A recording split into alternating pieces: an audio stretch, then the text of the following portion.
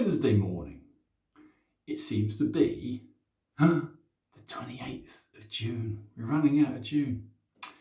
Anyway, a little video this morning. For a change, I'm going to use the Cello aloe vera because it makes a change. And I've seen our mutual friends use it on YouTube for a couple of shaves. So I thought I'll get some, give it a go.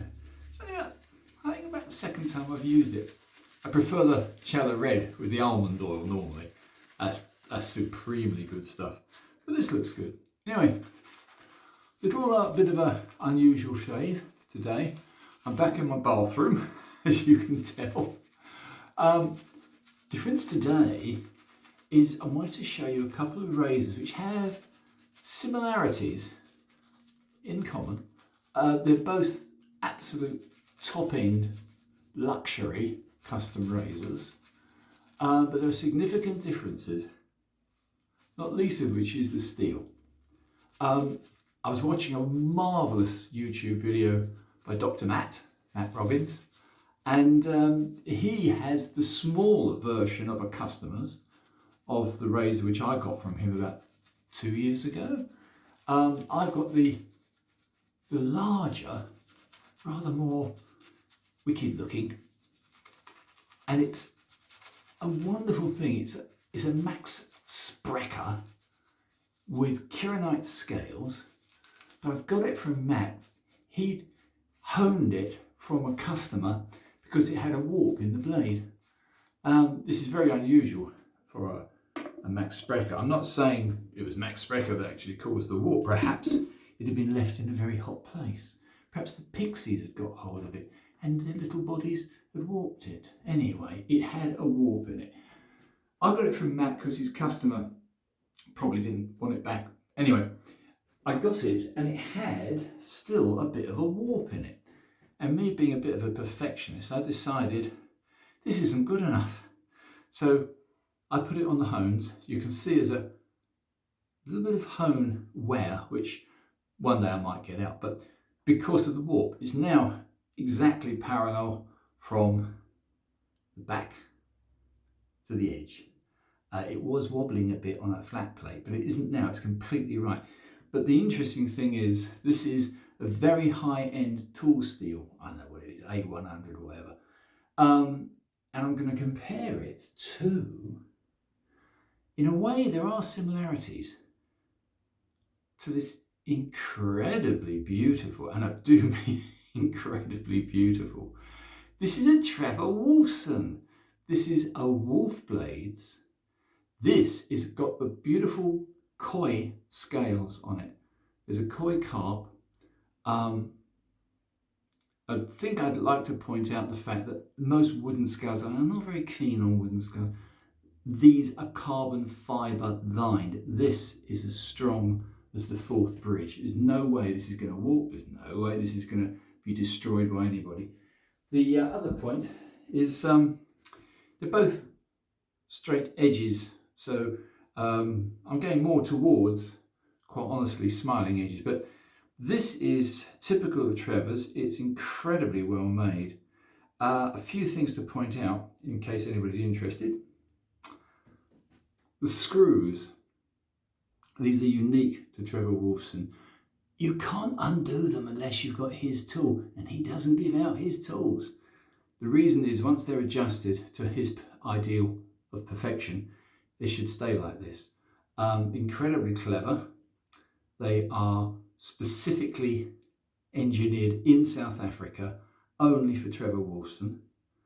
And I just thought I'd point these out because if you're talking about unique custom features, that's probably one of the best I've seen on any razor.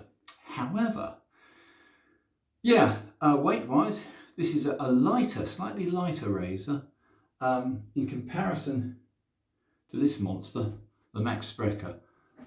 As you can see, there's a bit of a difference. Now, the other thing I'd mention is, again, I was watching Matt Robbins' wonderful video, and I was talking about edges. I found with the Max Sprechers, they actually prefer a J-nut edge, but this one, I thought, just to be different, as I had worked on it a huge amount, I've actually put a Suhiru 20K edge on it. To say it's sharp is an understatement. This thing is a laser. It's quite honestly the most wickedly sharp blade I think I've got. It tests incredibly well HHT, which I always do. So I thought I'd give it a little run against Trevor Wolfson's, because his is very good as well. Being a brand new razor, the Trevor Wolfson, first time out, this is the very first time used, and I'm going to test it quite cruelly against this, which is one of my favourite really good razors. The other thing is, this is a quarter hollow, and when you do the hanging hair test, it's completely silent. I mean, it's like, whereas of course Trevor's is a full hollow.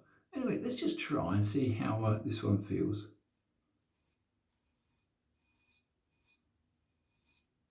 Yeah, that's a very trustworthy edge. I missed a few spots the other day.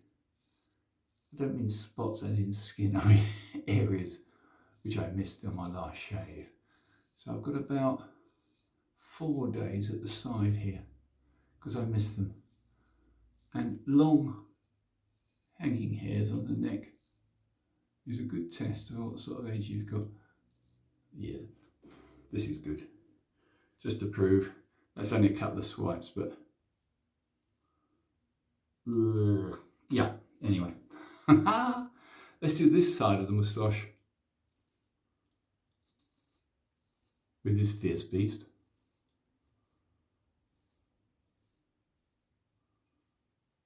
Yeah, it's good.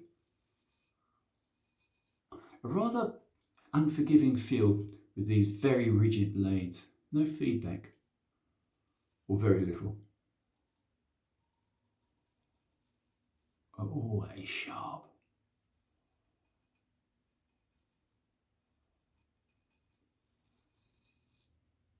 So that's about half.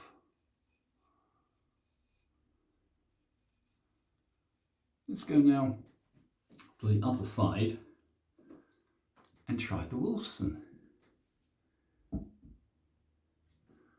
This is more handy, this is neater, but exotic beyond belief. Trevor loves his exotic designs. For good reason. They fit the hand very, very, very well. So they're not there for fun. Hear the difference? And that is the sound of a very good, very, very, very good blade. The only thing I would say is Trevor's is stainless steel. It's RWL34 high-end stainless. And I've got to say, stropping the tool steel is easier on the Spreacher to strop. I think the longevity of the stainless will probably win out, but I'm not a metallurgist, so I'm not really absolutely certain on that. But I would say, now, that is smooth. There's something about stainless steel I've discovered recently, even if it's not your favourite edge, it's very smooth. So let's try again.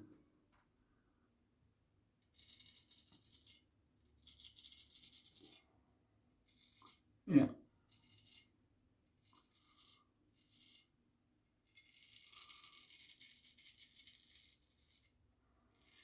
Pretty impressive. This is unfair, chaps. You've got to remember, when you're dealing with a brand new unusual razor, it's going to take a bit of getting used to.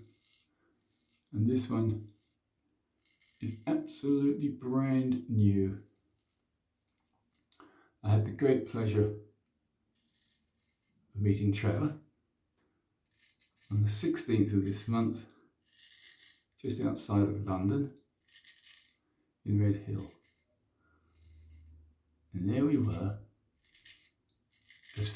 Actually, there's four of us. Trevor's friend, Daryl, his beautiful wife, and myself, Trev, passing boxes. And his razor cases are absolutely, without doubt, the best in the world. Foam rubber lined, certificate inside, all cut out, beautiful. Anyway, there we were passing these razors, trying to stare at their beauty. And the schools had just come out, so that was a novelty. So we had the kids, teenagers, walking around, and of course the inevitable drug dealers. Wherever you get a school, you get drug dealers. So not allowed to cut them, you're not allowed to shoot them. Very strange. Anyway, so there we were having a wonderful time, but I couldn't obviously call full attention to the beauty of his wares. Now I can. These are, this lasts a lifetime. These are luxury razors, but stainless steel, specially tempered, made in Johannesburg. Well, we'll call that a first pass, shared between two magnificent luxury blades. I'm now going to put a little bit more suds on, and I want to try a second pass against the grain with both these razors. So far, it's a little bit of an unfair test. I hardly ever use the Spreacher. It's my test bed for edges on, well, quarter hollow blades. I was very much into deep hollow ground, but there is a school of thought that says your quarter hollow with good steel actually gives, if anything, a more reliable shape. I don't know. I would say their only advantage is their precision, going under the nose, things like that. And they're capable of cutting through many, many days' growth of stubble without any effort at all. Whereas you do get a degree of hesitancy with a deep hollow ground. They stall a little bit. Anyway, I want to try a second pass with Old Faithful here. I don't use this very often, so I call it Old Faithful. It's a bit of a misnomer. I would say though, again, this is the wisdom of Max Spreacher. It has very nice jimping on it, which you do need. I think you really do need on a very heavy blade. Monkey tail, very nice, holds beautifully. Let me look in this mirror. Well, that's a better view. Sorry chaps, I was looking entirely in my phone, and the phone isn't as optically good. It's only got a little Samsung screen on it, which isn't my favourite. Yeah, this is good.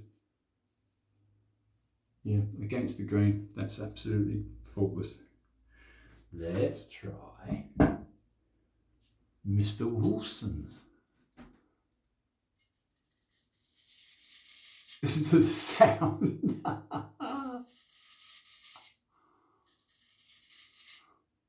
Oh, you noisy bugger. Yeah, but equally good. Different feel entirely. Chalk and cheese. Pays your money, takes your choice.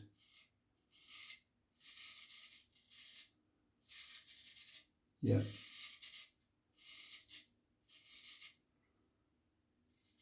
Cross grain.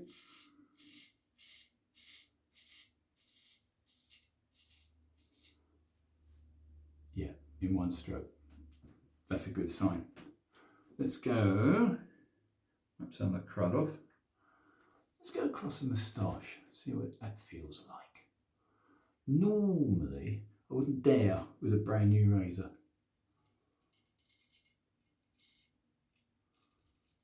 Yeah. Oh, Mr. Wilson. Feels good. The torque, which has been adjusted by Trevor on these screws, means that the, I think the PTFE liners will be a constant, so the torque on them is just right. Now we'll bang in them with a mallet.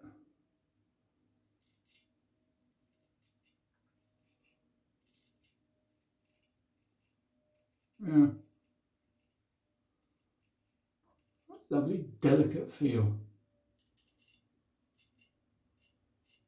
Yeah, that's got a delicacy to it. Now, let's try a cross grain with this beast.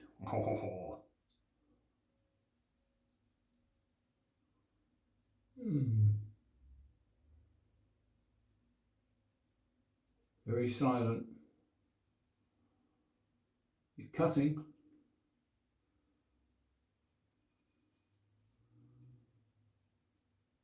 It's very quiet. Yeah, that's lovely. Let's go to one of my stranger passes. Let's try the Fool's Pass.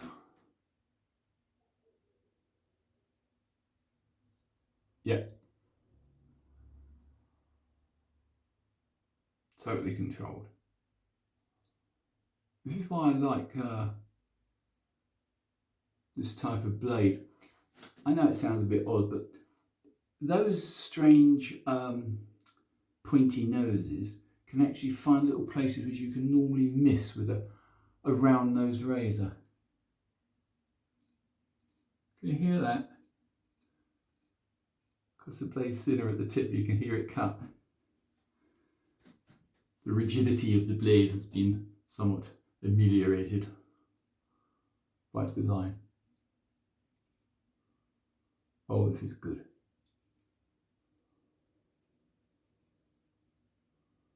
Well, if I say so myself, that is a very good edge. Somewhat overshot, some would say. The 20K Suhiru. I love it.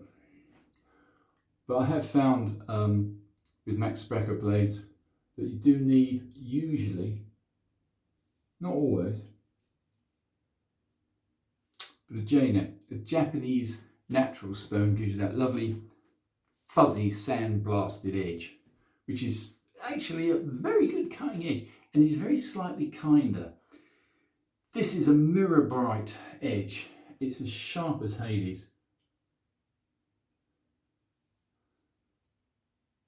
Utterly controllable.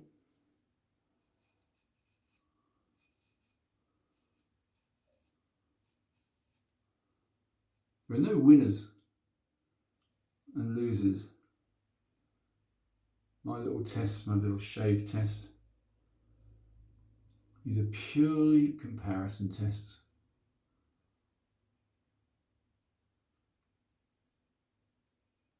Completely subjective. So no disparaging remarks from me, ever. Apart from, there are certain razors which I think the technical term is crap, but they tend to be some of the cheaper ones from China, where their warps are at least consistent. If you buy a gold dollar and you have one that isn't completely warped, they've done something wrong at the factory. Because I've had a dozen, and it's great for experiment. I mean, they are wonderful razors to experiment with, to learn how to hone. You don't learn how to hone on a Max Spreacher. That would be insane. But the quality of the steel, not too bad, but it's just it's an inferior razor. If I was going out camping in the wild woods and I was going to get soaking wet, I would take out probably a gold dollar, but only if I have to. As I say, I've worked on a few of them and not really. The only thing again is using this rather lovely cello, you do have to be careful when you're holding a brand new razor. You do have to be careful that it's not covered in suds. If you slip with this, you're going to lose an ear. Oh, I've got no music on, chaps, because I want you to hear the sounds. That's luxury.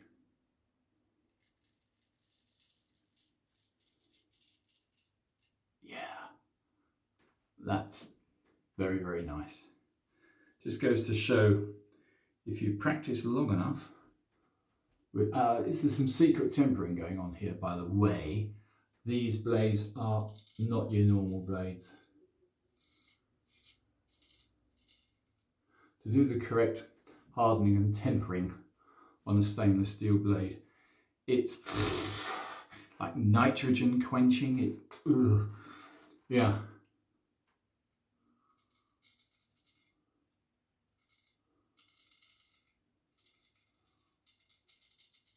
Almost into the world of science fiction. I've got a science fiction blade from Trevor. I've got a sci-fi. I will do that in another test, because the sci-fi is wonderful. It's as heavy as Original Sin, but because it is so heavy, it just slices through stubble. And it's great joy, it's redeeming, wonderful design. It not only fits you well, but also, which is more to the point, having a Schmiling blade gives certain advantages. One is, as you get older, I think they're called wattles. You get little uneven runs under your neck. And it finds easier to get into them. Yeah, I'm not going to make this a desperately long video, chaps. You've been very patient with me. Oh, this is a Rolls Royce. There's no two ways about it. Trevor knows what he's doing. If you're into beauty, these are incredible razors. If you're into, I don't know what you call it, I suppose, rigidity. This is still rigid. This is still what I would term a rigid blade, although it is a full hollow, a very deep full hollow, but he keeps a rigidity. I think a lot of it is due to the fact that the steel is a very high grade, unusual stainless steel. And I think it's cracked it, because I have found ultra hollow in my life, lovely Philharmonicas and Palmeras. And you have to have a little less stubble to get the full joy out of them. With this, I think you could take this anywhere on any degree of stubble. Yeah. Listen to that cut. Yeah, there's always stubble left under my chin.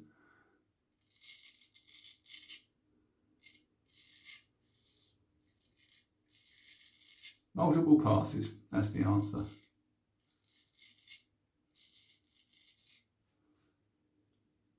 Isn't it strange how you can actually hear stubble being cut and you can't feel it? It's all gone. Anyway, I'm just going to do a couple more and that's it. So, in total, sorry to make this a long one, but it is a little unusual to have such quality razors to try. I love my antique razors, don't get me wrong. I love my Palmeras. I totally adore my Philharmonicas, probably the best production razor ever made. But for custom razors, which is what we're dealing with today, these two bad boys, no winners, they're different. This has my edge. This is Trevor's edge. Absolutely wonderful. Pays your money, takes your choice. If you're looking for science fiction, ultra modern, wonderful materials, I mean, carbon fibre, coy, beautiful carp patterned wood, stainless steel, totally uncorrodable, very, very comfortable, and those pivots, then you go for a Trevor Wolfson. However, not detracting from this wonderful Max Spreacher, this is a monster as well. Anyway, chaps, let's call that a day. I can't waste any more of your time. There we are, there's a good little test for you. Both high quality, top end custom razors. 1/4 hollow, 1 full hollow, both bloody good colours. Anyway, chaps, bye for now.